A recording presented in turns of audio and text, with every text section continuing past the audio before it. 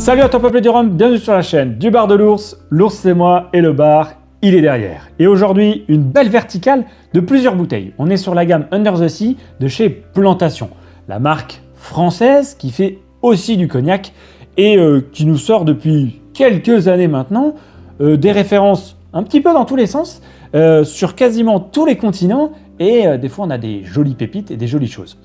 Alors, il y en a beaucoup qui me connaissent ici et qui savent que j'aime beaucoup ce genre de packaging. Je sais pas trop si vous le voyez, il y en a d'autres derrière. J'avais les anciennes collections. Ça, c'est la collection Under the Sea qui avait commencé en 2022, qui s'est terminée fin de ce début d'année, je crois, avec le 6e qui est le Venezuela, qui est ici. J'en ai 4 dans les verres qui sont ici présents. J'ai goûté les 6 et j'ai 5 canevas de bouteilles. Il manque simplement l'étui de la Barbade, que je n'ai pas avec moi. Mais c'est pas grave, si vous voulez, je vous la ferai en petite incrustation si vous voulez absolument voir à quoi elle ressemble. Mais vous avez de toute façon déjà une idée du line-up. Alors bien évidemment, j'ai déjà mes notes préécrites, mes avis déjà préfaits.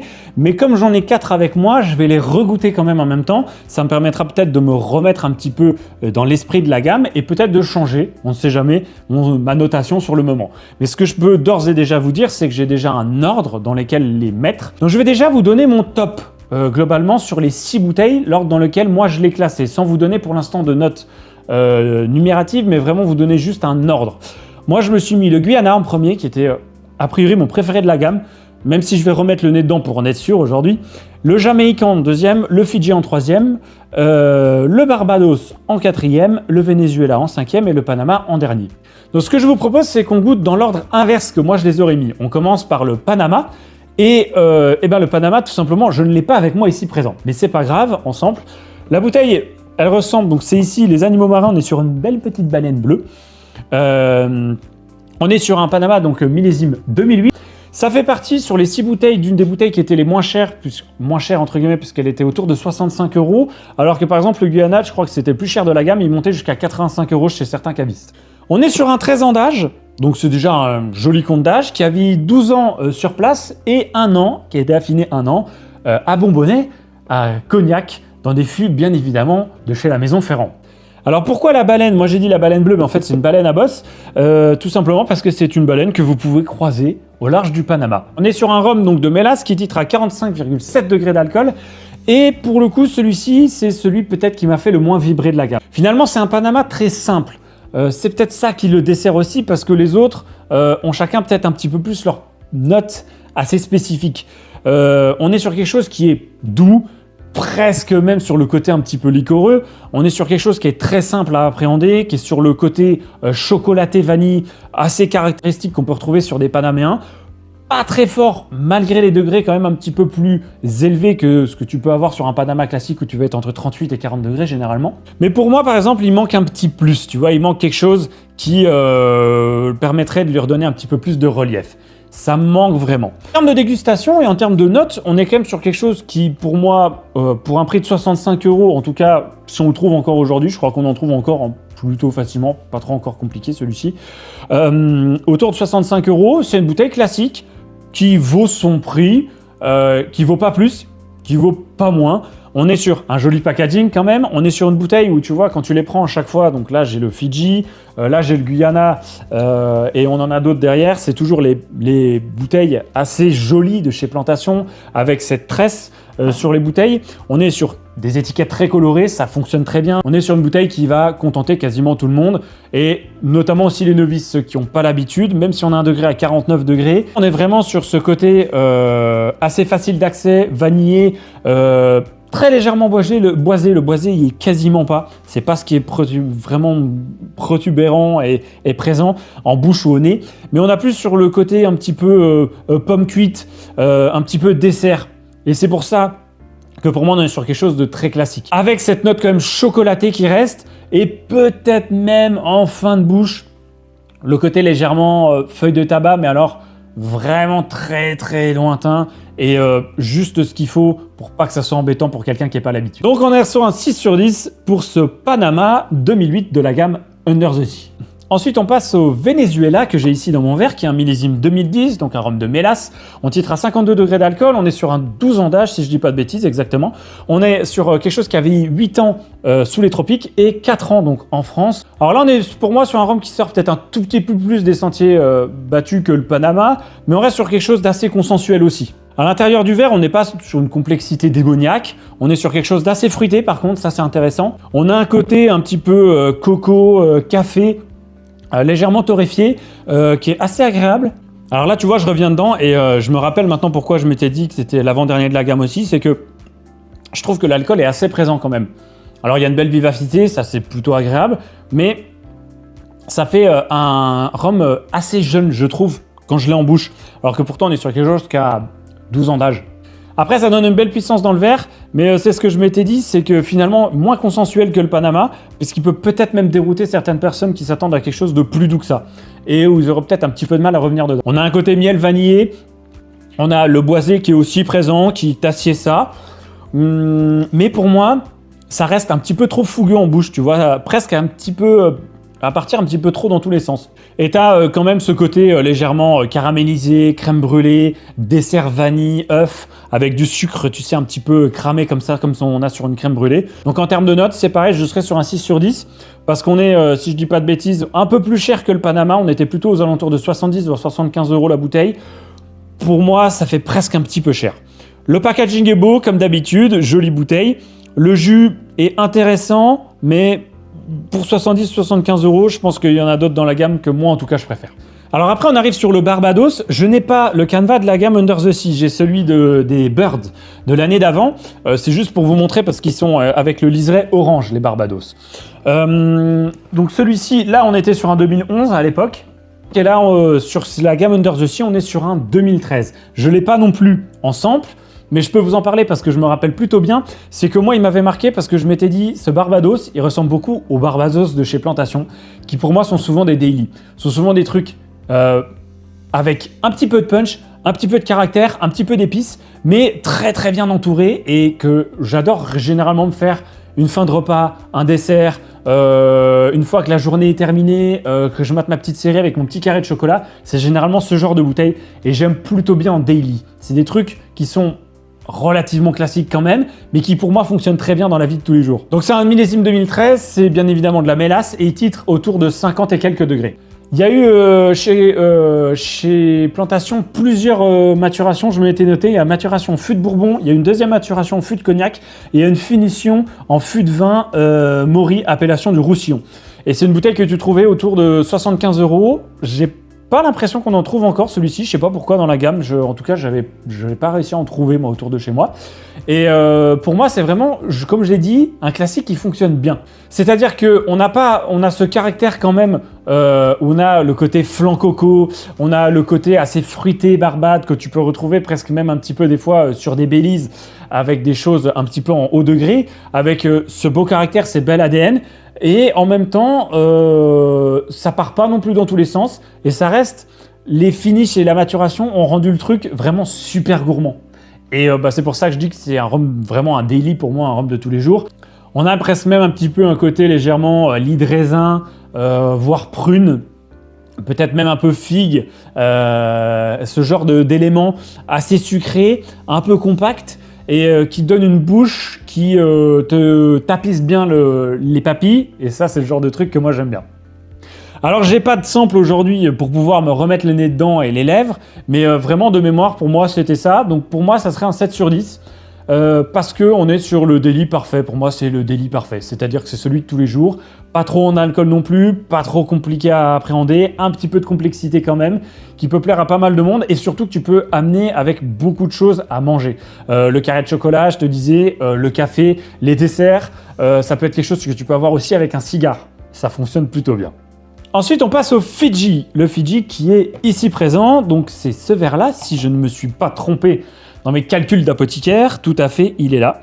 On est donc sur un millésime 2009, on est sur quelque chose qui titre à 49, c'est ça, 49,5 degrés d'alcool. On est donc sur de la mélasse, on est sur un 13 ans d'âge, on a ce joli petit poisson marin. Donc on est sur un profil qui a vieilli 10 ans sur place à Fidji et 3 ans donc chez Plantation.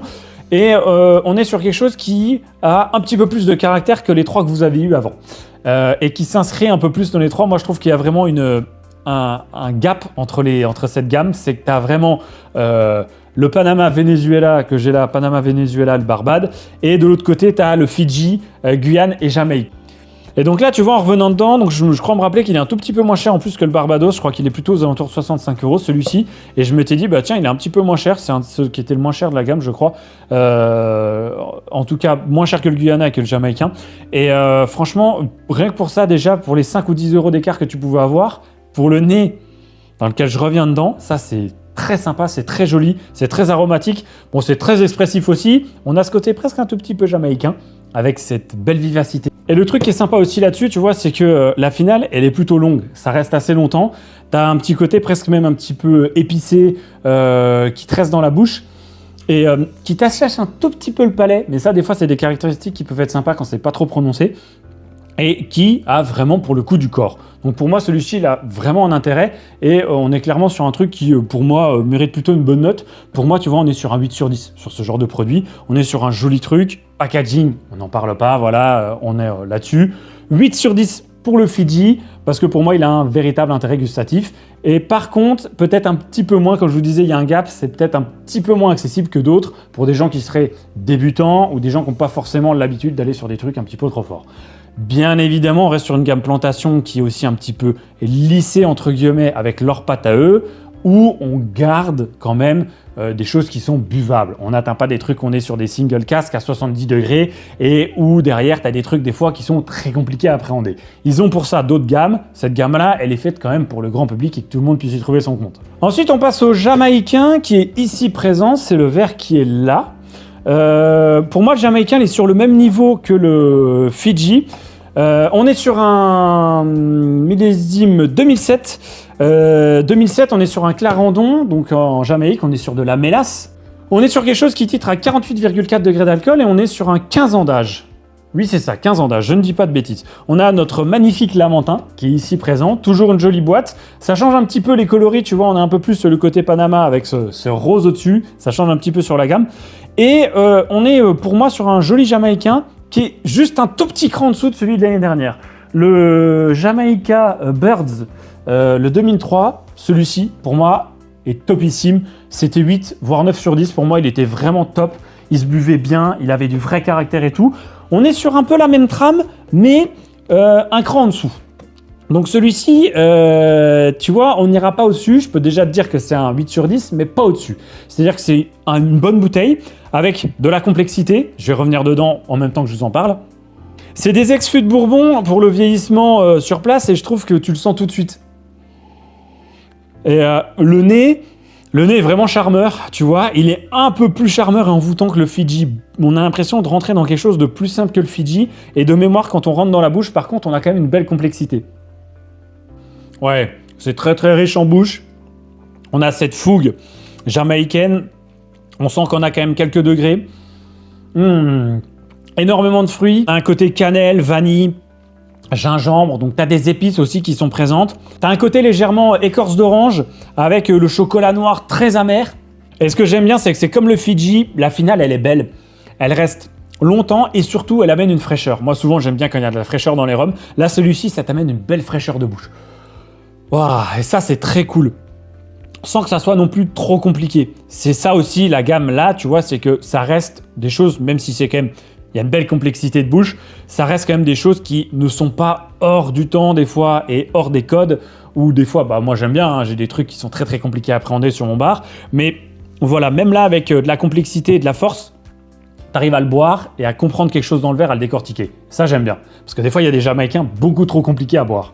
Donc un 8 sur 10 pour ce Jamaica 2007 de cette gamme Under the Sea, et celui-ci en fait ça serait, il y a une belle complexité mais qui finalement reste gourmande, une complexité gourmande. Ça serait peut-être un petit peu la caractéristique de celui-ci.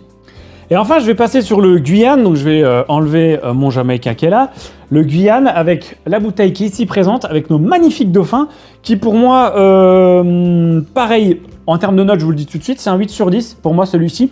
On est sur une belle complexité aussi de mémoire. On va revenir dedans ensemble. On est sur un 15 ans d'âge aussi, comme le Jamaïcain. On est sur un millésime 2007. Il a vécu 13 ans sur place et 2 ans chez nous. Un rhum qui titre à 51 degrés d'alcool. Et le nez est très sympa. Je trouve que là, tu as vraiment le côté flan aux œufs, le côté fruité qui se mélange, le côté extrêmement dessert, pâtissier. Et en même temps, tu sens que même quand tu vas rentrer dedans, tu sens qu'il va se passer quelque chose dans la bouche. Je trouve que c'est, voilà, tu le sens là, il va se passer un truc. Alors, je reprends mes notes, mais il a été distillé dans 3 types d'alambics. On a le pot still en bois, on a le port mourant et on a un pot still, c'est les types Saval. On est, pour moi, sur vraiment la représentation d'un Guyana. Le seul problème, c'est que c'est celui qui est le plus cher de la gamme. Je crois qu'il est monté jusqu'à 85 € de trouver.